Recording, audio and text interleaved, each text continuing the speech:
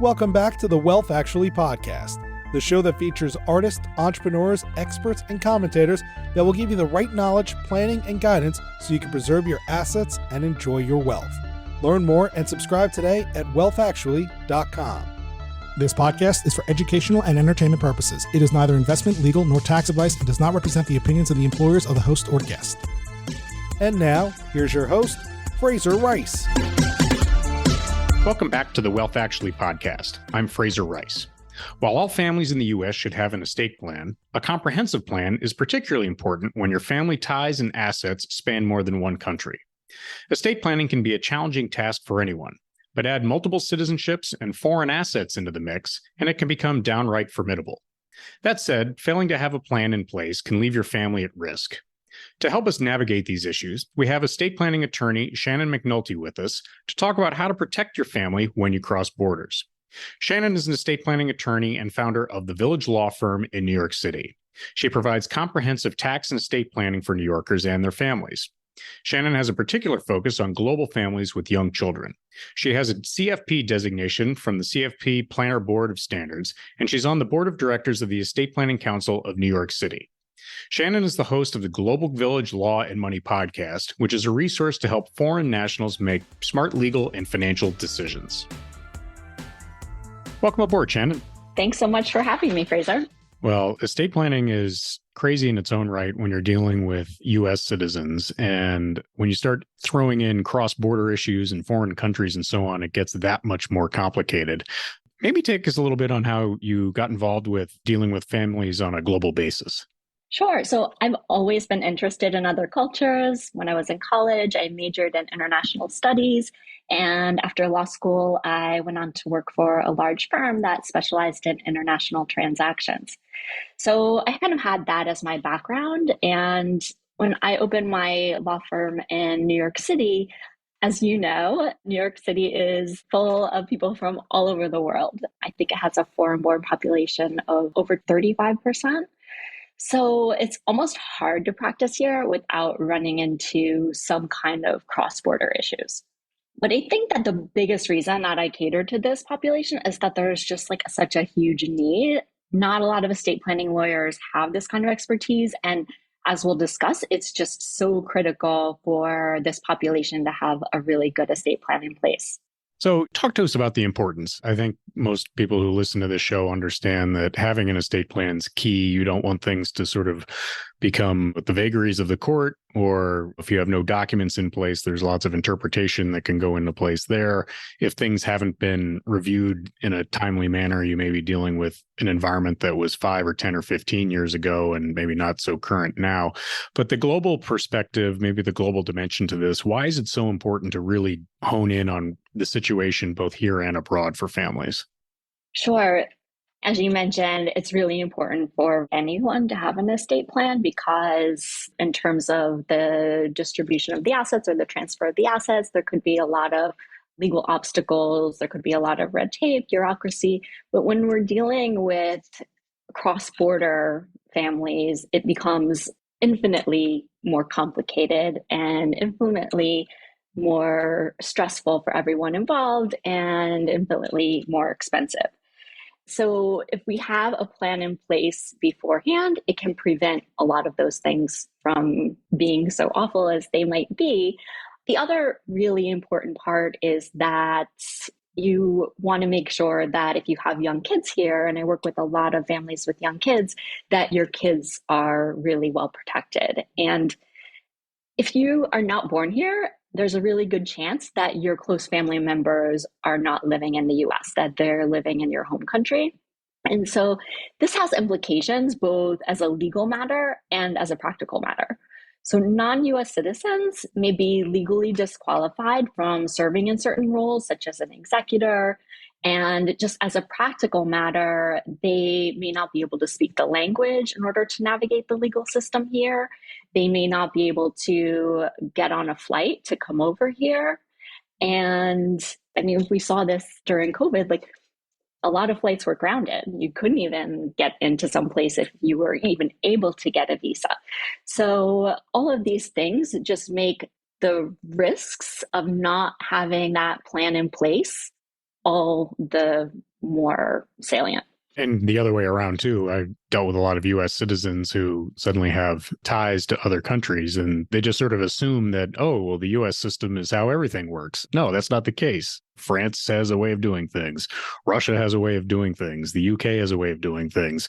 And so in my experience, it's always been, you have to get away from a U.S.-centric mode, and this is how the legal system applies worldwide, and understand that you don't want to be surprised with how other people do it.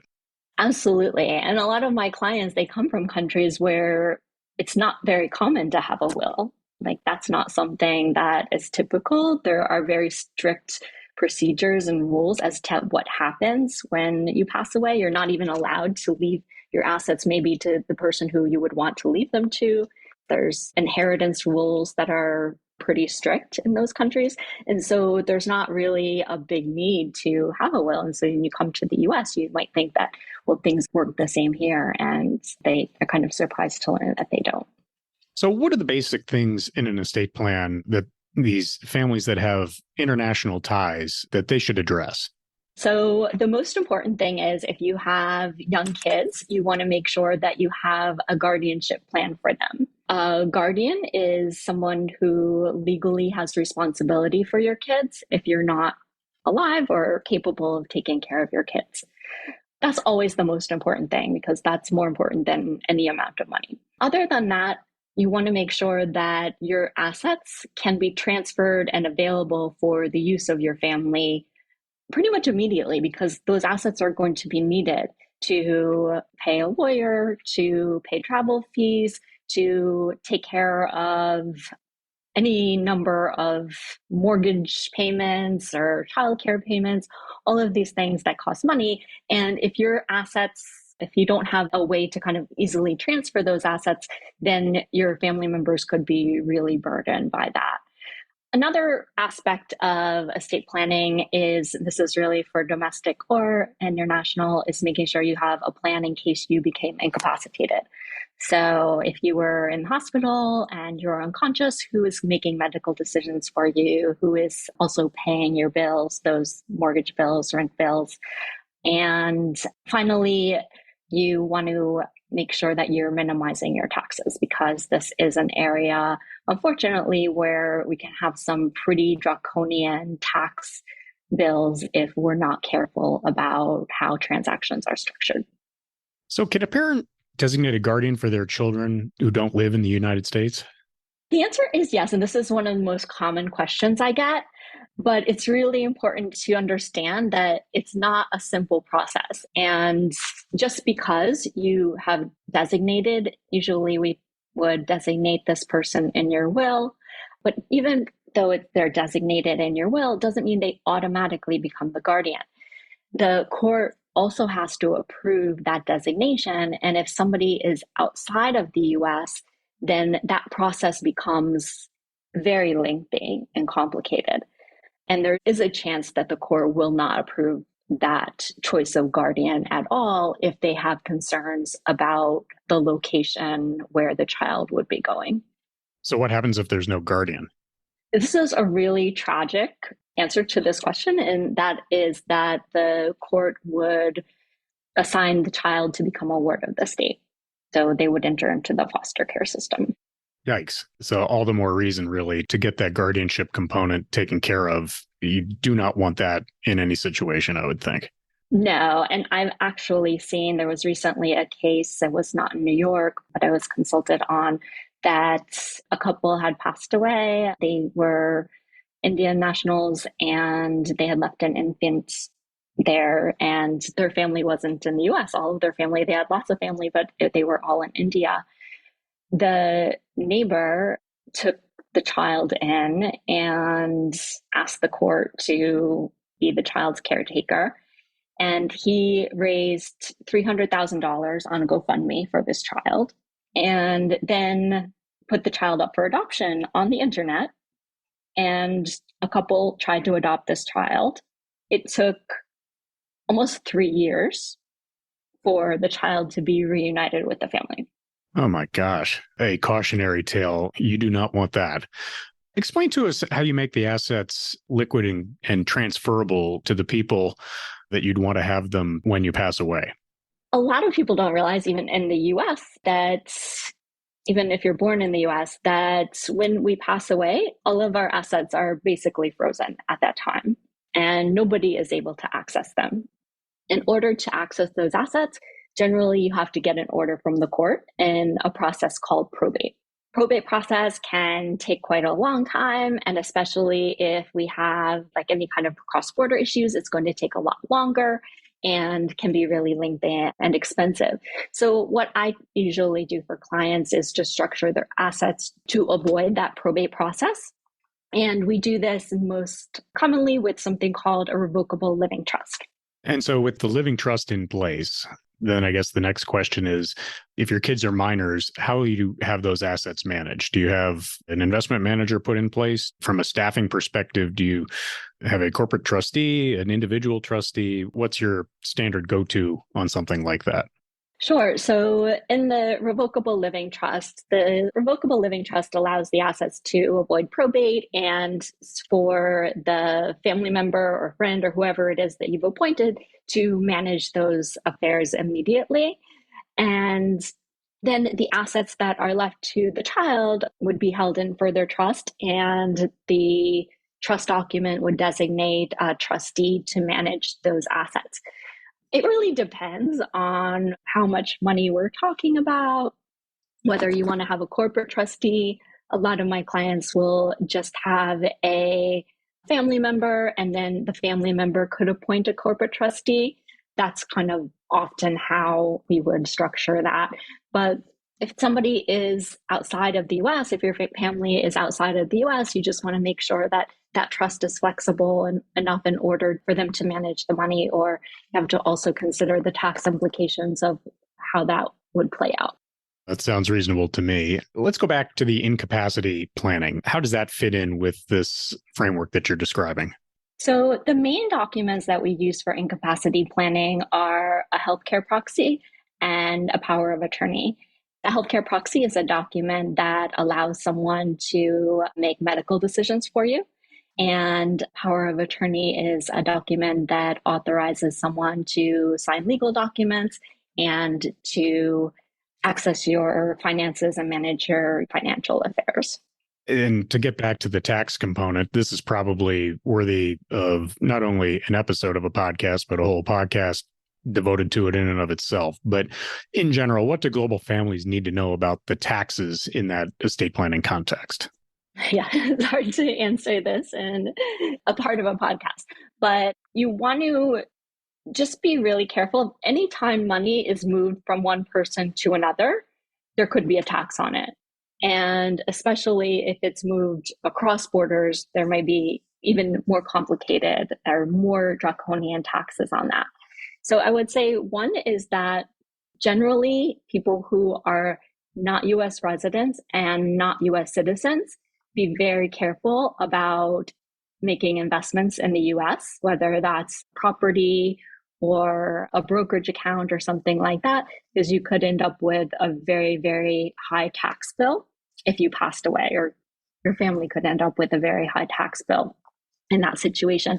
And we have clients, a lot of such times we have situations where maybe the parents are going to want to help their child in the US purchase a home, and they'll maybe be put on the deed for that property because they help them put the down payment in. And that can become really problematic if the parent passes away, and then they may even have to sell the house just to pay the taxes. So that's an example of where these heightened taxes in the international context can play out.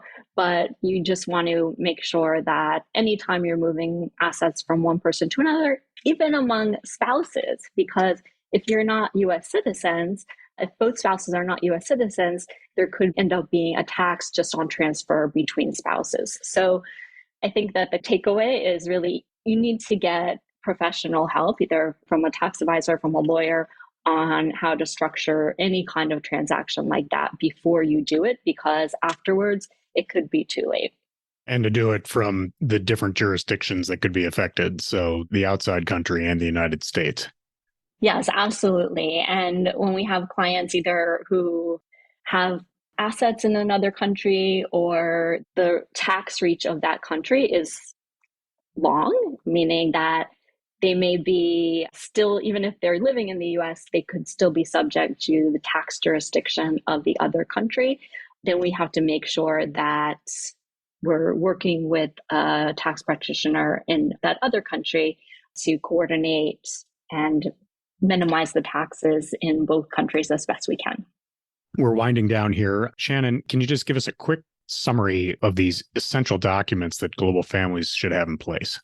Sure. The essential documents are you want to have a will in place, and that's kind of the basic building block of any estate plan.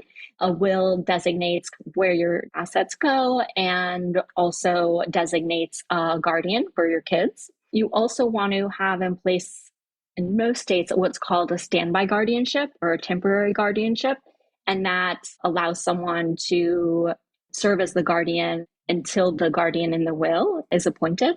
You want to have a living trust in place, a revocable trust, to make sure your assets are available when they need to be available for your family.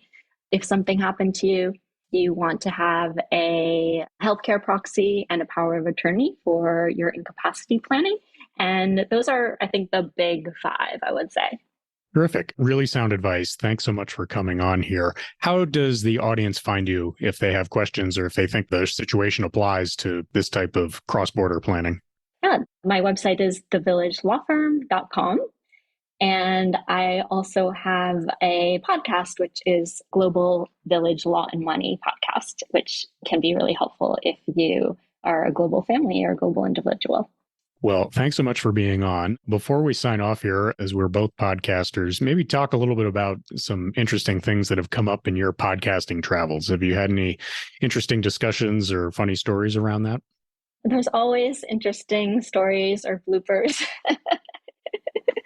when we're doing podcasting, but I really just love to meet more people and interview more people and get more knowledge out there. Again, I feel like this is an area where there's not a lot of resources for people who are in this situation when they're coming to the US. And a lot of my clients, they said, we never knew anything about this. Nobody ever told us when we got our visa or when we got our green card or citizenship that these are things that we need to think about. And so that's really why I started that podcast. So it's a great resource because it does pull from a lot of different areas of expertise. Well, I agree with that. I've listened to them and they're terrific. Thanks so much, Shannon, for being on. Your information will be in the show notes for people to find you, and really appreciate you taking the time. Thanks so much, Fraser. It's been a pleasure. Thank you for listening to this episode of Wealth Actually, hosted by Fraser Rice, author of the book Wealth Actually and a leading private wealth manager. Head on over to wealthactually.com where you can subscribe to this podcast, get your own copy of the Wealth Actually book, and connect with Fraser directly. We'll see you next time on Wealth Actually. Fraser Rice is an employee of Next Capital Management, LLC. This podcast is not investment, legal, or tax advice, nor does it reflect the opinions of Next Capital Management. Any opinions represented in the show are Fraser's individually and not an endorsement of the guest.